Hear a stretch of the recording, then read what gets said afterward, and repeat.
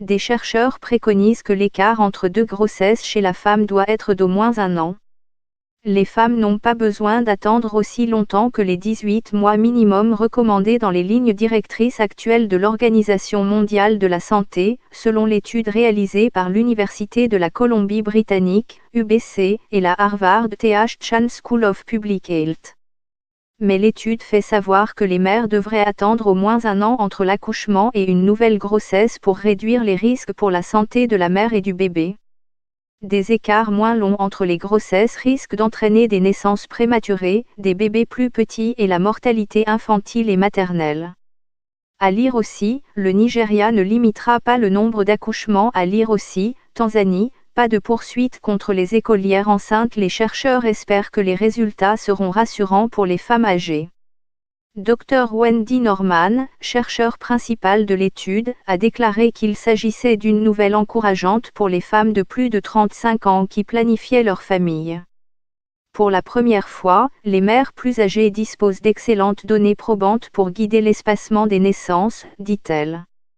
Le Dr Wendy Norman ajoute qu'atteindre cet intervalle optimal d'1 an devrait être réalisable pour beaucoup de femmes et est clairement utile pour réduire les risques de complications. L'étude, portant sur près de naissances au Canada, réalisée par l'Université de la Colombie-Britannique, UBC, et la Harvard T.H. Chan School of Public Health, a été publiée dans le JAMA Internal Medicine. Elle a révélé que la période idéale entre l'accouchement et une nouvelle grossesse était de 12 à 18 mois alors que les directives actuelles de l'Organisation mondiale de la santé recommandent un intervalle idéal de 24 mois et pas moins de 18 mois.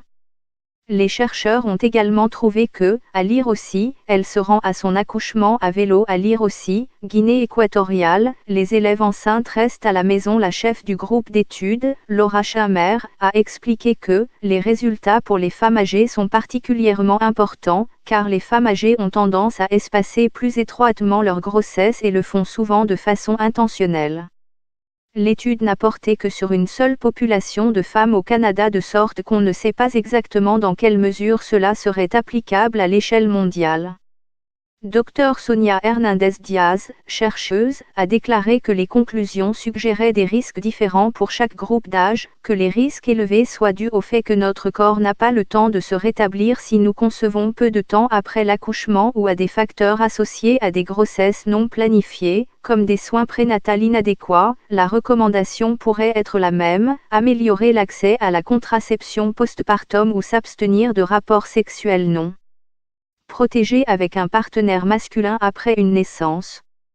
Mandy Forrester, du Royal College of Midwives, a déclaré que l'étude était une recherche utile qui s'appuie sur des recherches antérieures sur l'espacement des naissances.